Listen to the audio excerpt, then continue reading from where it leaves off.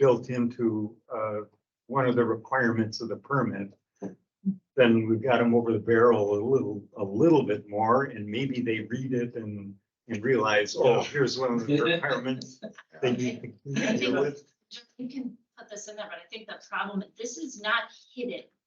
This is in the same list, so. Yeah. If they're not reading this, I don't know why they're gonna read the association, but John did raise, and I'll let you talk next, I'm sorry, I keep jumping on you out, but, that you need to see the minimum floor elevations of the proposed plat before, you know, at some point. Yeah. Okay, sorry. Another option to maybe prevent this from happening again would be, you have a lot of standard permit conditions that say prior to construction, blah, blah, blah, blah, blah. Right. That you could have this one saying, prior to construction, you need to record on the plat or declaration of covenants, these minimum floor elevations. Bingo. Yeah, And then or have at the them- pre-construction meeting, Jeff, that's on Jeff's list, have you done this? If you haven't done it, you can't start construction. Boom. Well, so I'm thinking, let's do Shokin Farms. They don't have I don't know that they even have a plat ready. They have a plat. They have a plat. Plat. Okay, because they don't have declarations, I know that for sure, but they've got a plat that's been approved, so yeah. So maybe we modify the language of the permit. And then something will change likely. So then they'd have to make a revision and get that revision recorded.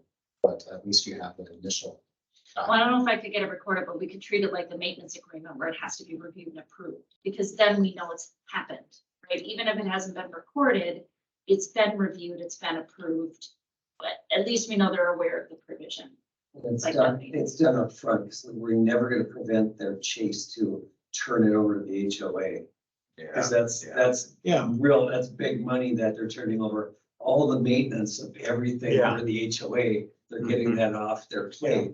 Yeah. That's really hard to stop that. One time, my mom watched my dad, he was walking behind the donkey and he was carrying a bunch of branches. My mom looked at him and said, Eduardo, you must learn to be more assertive.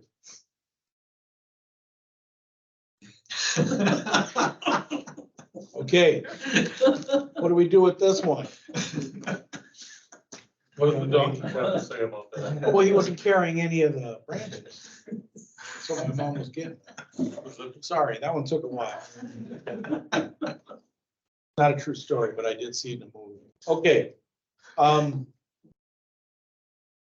So with these two then, are Yeah, you comfortable to proceed with the Royal Golf Course in Northport? And maybe the bigger takeaway then is we need to modify the permit language.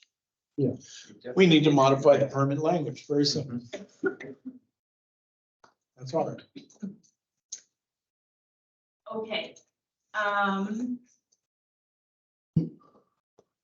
That's really what I have, but I think we should probably have a motion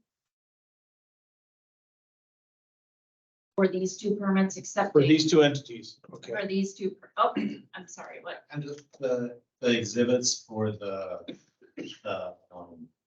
golf club at Gemo need to have additional additions to them because these are just the first and second edition and they're up to 6 editions now. Okay. So they require engineer and attorney review and approval prior to recording.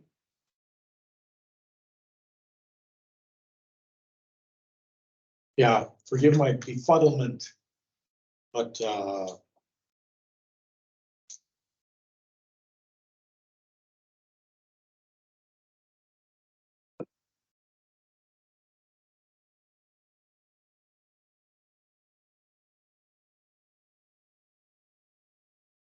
Looking to do a motion. no, no, my first thought is to not do anything with this at this time. However, if we need to do these with these individuals, we could add this, maybe modify it later, and certainly if that needs to be the case, that is a requirement, or we need, but certainly modifying our permit process so that that is included, that language is included. That's going to happen no matter what. So with these two, is it that simple? And then we have them ironclad, you know what I mean? They'll sign it, we'll get them recorded. and Okay, then- And then and then their sureties can be released. okay then. As long as So I need to Tom come and up, Jeff say everything else is done. right, so I need to come up with some language to make a motion for these two easement requirements. I'll throw something on the table, see if it works. Sure. I'd make a motion You're a good man. that we approve the proposed solutions 1 and 2 outlined in the memorandum provided by council tonight to solve the issue as far as getting those minimum floor elevations recorded. How's that sound, Counselor? That works. Melissa, can you just include the permit numbers?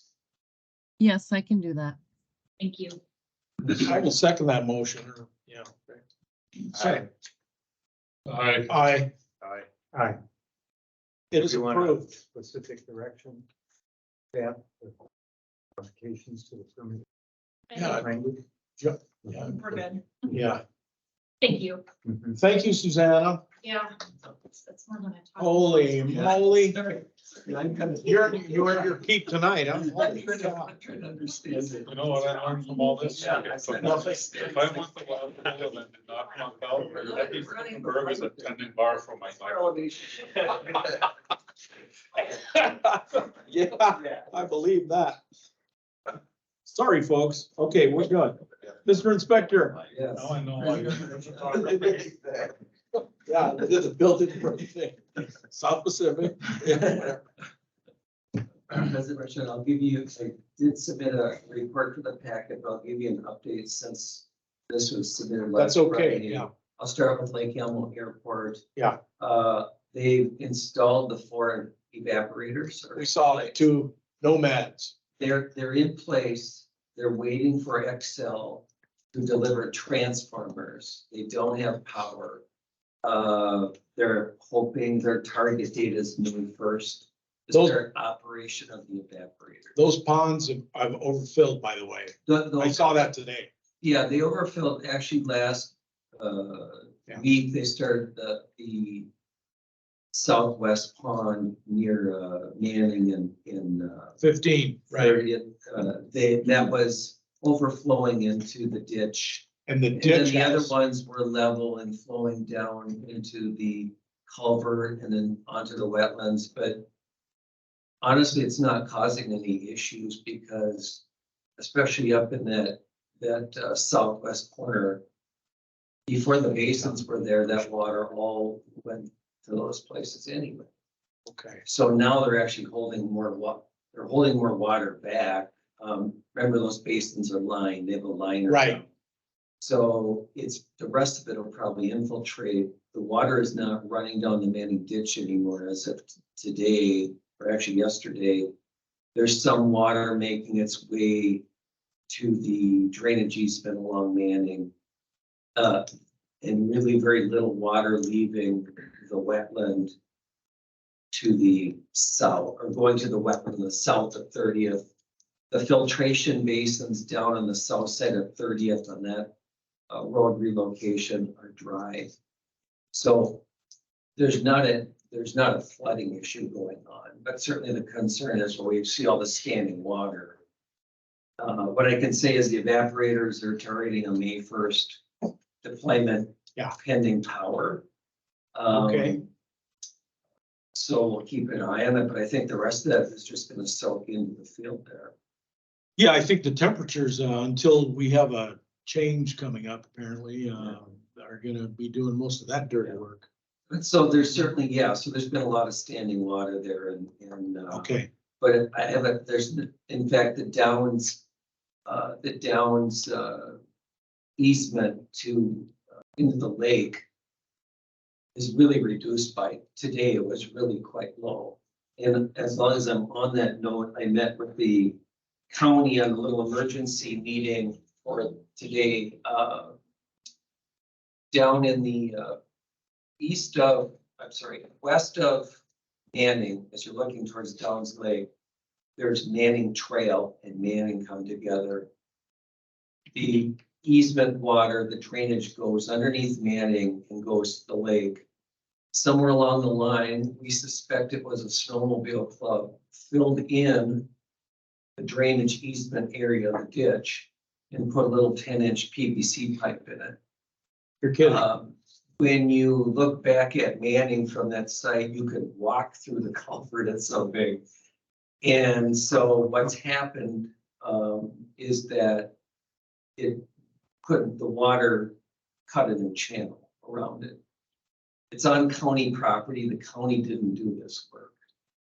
So the county's gonna go back in there with the crew as soon as it dries up. Right. They're going to excavate and remove all that material. They're gonna restore, they're gonna blanket and seed that area.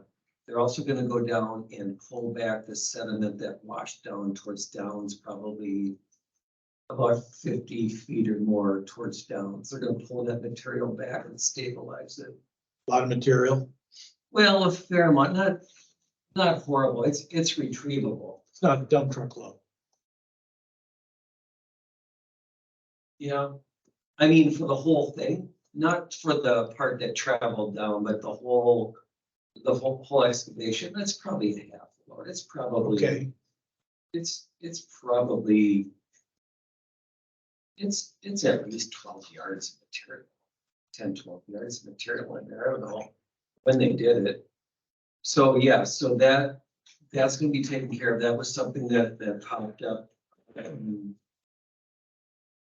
I-94 Logistics in Woodbury, they're doing some temporary pumping from a wetland to an infiltration basin, no issues there. Oak Green Avenue today, there was a hydraulic fluid spill. And in the yard, we estimated probably around 10 gallons.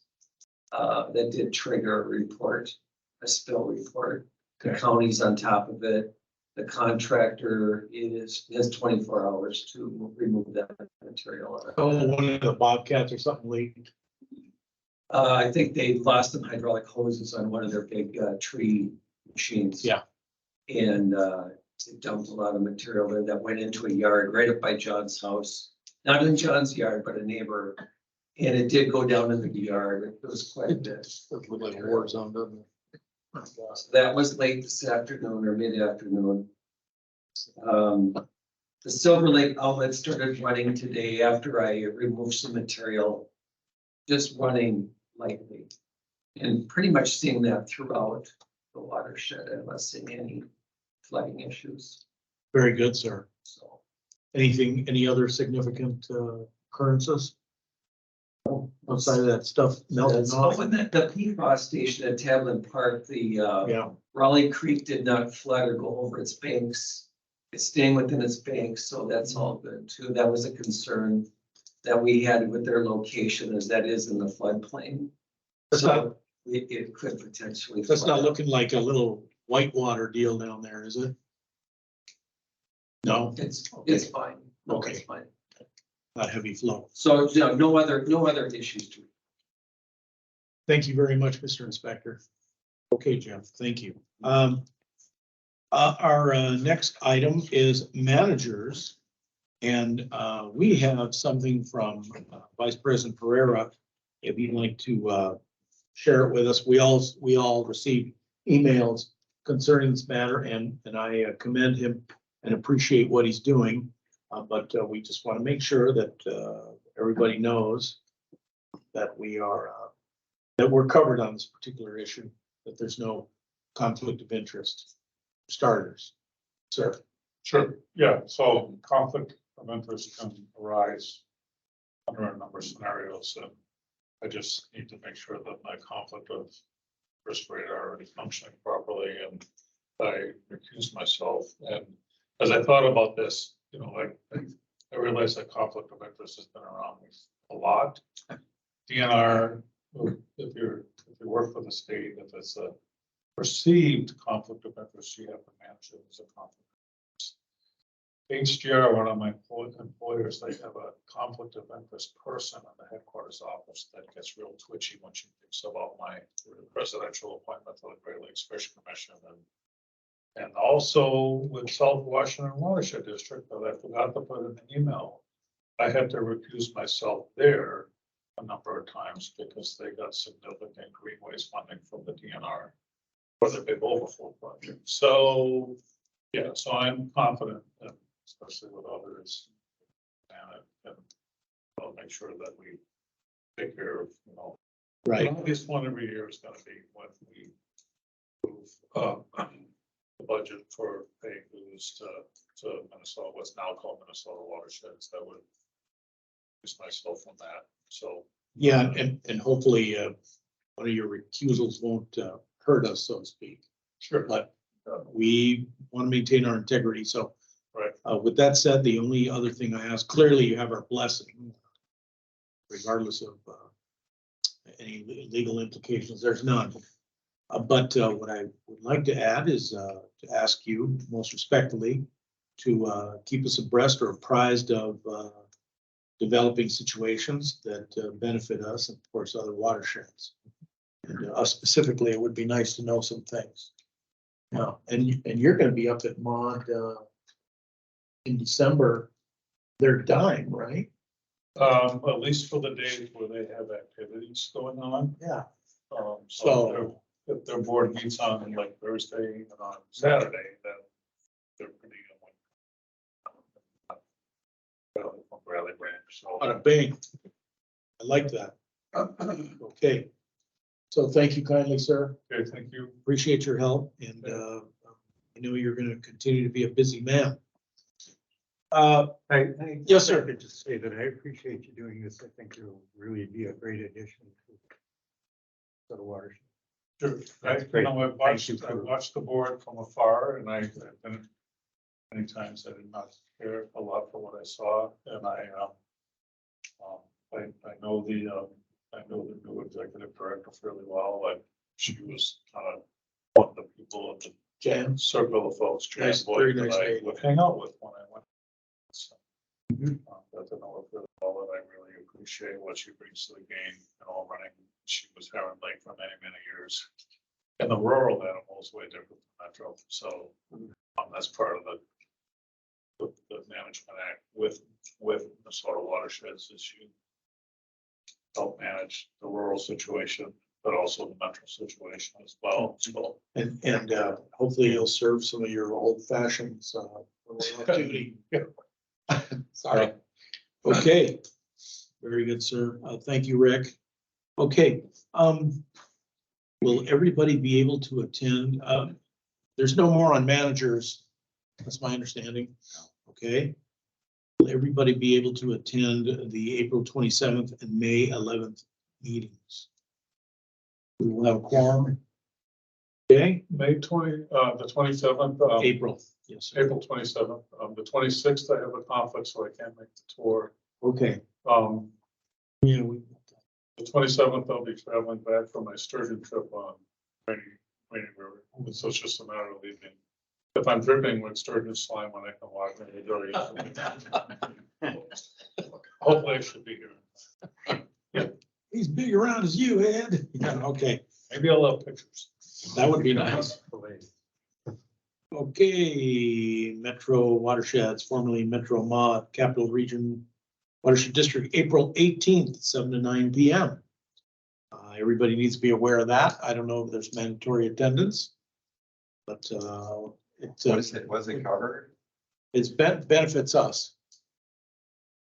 What used to be Metro Mod, now Metro Minnesota Watersheds. Yeah. They meet quarterly. This will be the first one in person since COVID. And they typically get, the standing agenda is getting reports from the DNR, from Bowser, from PCA, Department of Health. So they have standing reports, just updates from the state agencies and partners, and it's usually one agenda item. I don't recall what the agenda item is, the special presentation. This coming, was it Tuesday night? I'll try to look it up quickly as we discuss other matters. Right. I haven't heard.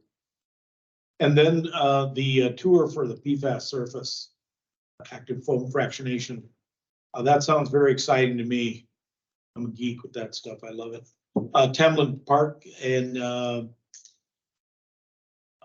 Some safety equipment will be provided for the managers or anybody else who will be in attendance.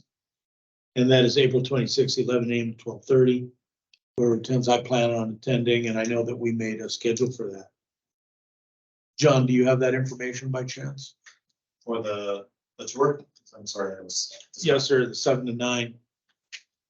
Excuse, yeah, the 18th, correct? Well, 18th, the special report on the Metro Mod is Climate Action Framework by Minnehaha Creek Watershed. Okay. Very good on that. One more item. Motion to adjourn. It's been moved and seconded. Aye. Aye. Aye. We are adjourned. Thank you, ladies and gentlemen. Thank you for your patience.